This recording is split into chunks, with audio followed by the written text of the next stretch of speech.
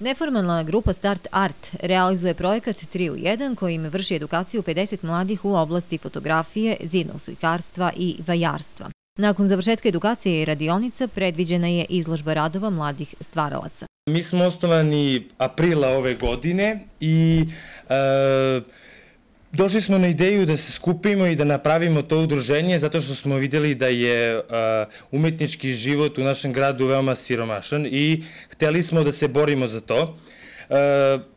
Našlo se nas par, rešili smo da konkurišemo i da napravimo neki projekat, to smislimo to jest, i trebalo nam je ime. Rešili smo da to bude Start Art, zato što je zvučno, dobro je, kao pokrenimo umetnost i to nas jako svidelo i tako smo ušli u celu priču. Umeđu vremenu je izašao konkurs ministarstva, mi smo konkurisali, uspeli smo da prođemo taj deo i onda smo bili na edukaciji jednoj kako se pišu ti projekti, uspešno smo je završili, odlučili smo da ga baš napišemo, da se maksimalno potrudimo i tu je nastao projekat 3 u 1. 3 u 1 je projekat koji bi realizovao 3 vizualne umetnosti, znači vajarstvo, fotografija i slikarstvo.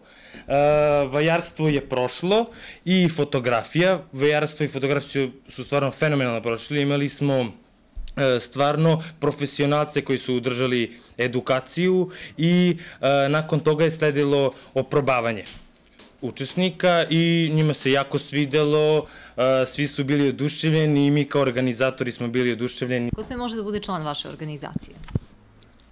Pa dogovorili smo se da prihvatimo svako ko dođe zato što su nama volonteri i članovi potrebni. Nas je 15 baš aktivnih, ali normalno da su tu ljudi koji nam pomažu, koji su uvek tu da nam izađu u susret.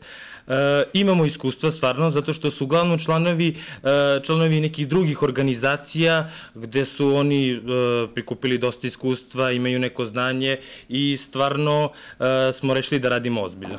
Teorijski i praktični deo predavanja održao je profesionalni fotograf Vojkan Aranđelović, a mladima se posebno dopalo što im je pružena mogućnost da se oprobaju u fotografisanju. Projekat 3 u 1 realizuje se u okviru programa Mladi su zakon, finansira ga Ministarstvo omladine i sporta, a podršku su dali Kancelarija za decu i mlade opštine Prokuplje i Resurs centar Leskovac.